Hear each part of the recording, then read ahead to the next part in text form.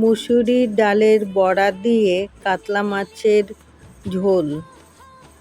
দইয়ের মধ্যে আগে আমি লবণ দিয়ে দিয়েছিলাম, পরিমাণ মতন করে দেখাতে পারিনি। এখানে লঙ্কার গুঁড়ো, জিরের গুঁড়ো, ধনিয়ার গুঁড়ো, হলুদ গুঁড়ো দিয়ে মিক্স করে আমি রেখে দিব। মশলাগুলো ভালো করে মিশিয়ে নিতে লাগবে। এখন আমি 4-5 পিস মাছ নিয়ে নিয়েছি, কাতলা মাছ। এখন লবণ, হলুদ, সরষের তেল মাখিয়ে রেখে দেব। 5 মিনিট রেস্টে রেখে দেব।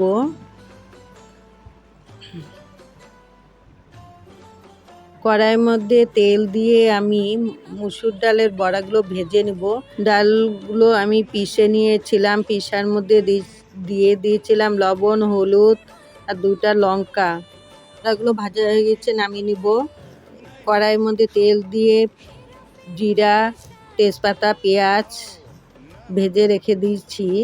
এখন একটা কড়াইয়ের মধ্যে আমি তেল গরম করে মাছগুলো ভেজে নেব এপিট ওপিট করে। ভিডিওটা যদি ভালো লেগে থাকে তাহলে পরে আপনারা একটা লাইক, কমেন্ট, সাবস্ক্রাইব করে দিবেন। মাছগুলো ভাজা হয়ে গেছে, এখন নামিয়ে নেব।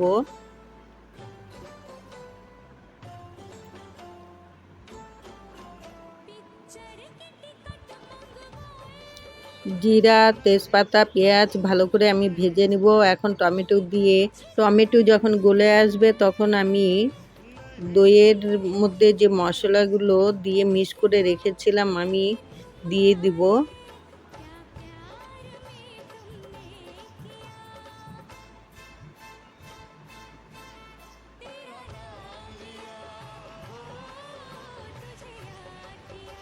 মশলাগুলো আমি দিয়ে দিব। মশলাটাকেও ভালোভাবে করে কষিয়ে নিতে লাগবে। সামান্য একটু জল দিয়ে দিলাম।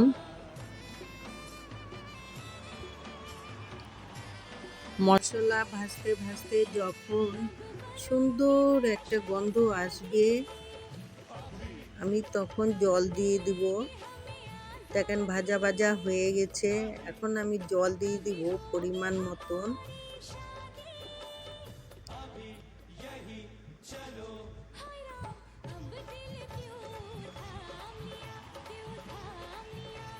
কিছুক্ষণের জন্য আমি ঢেকে রেখে দেব।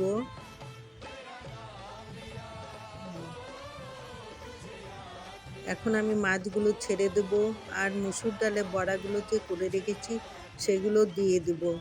তারপরে কিছুক্ষণের জন্য ঢেকে রেখে দেব আবার।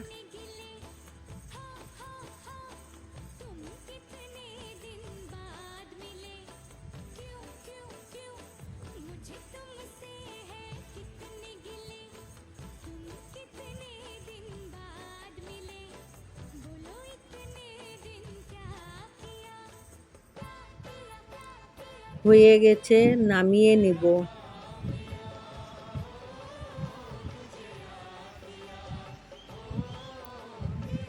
একবার আপনারা বাড়িতে বানিয়ে খেয়ে দেখবেন, খুব সুন্দর লাগে খেতে, দারুণ হয়েছিল খেতে। টাটা।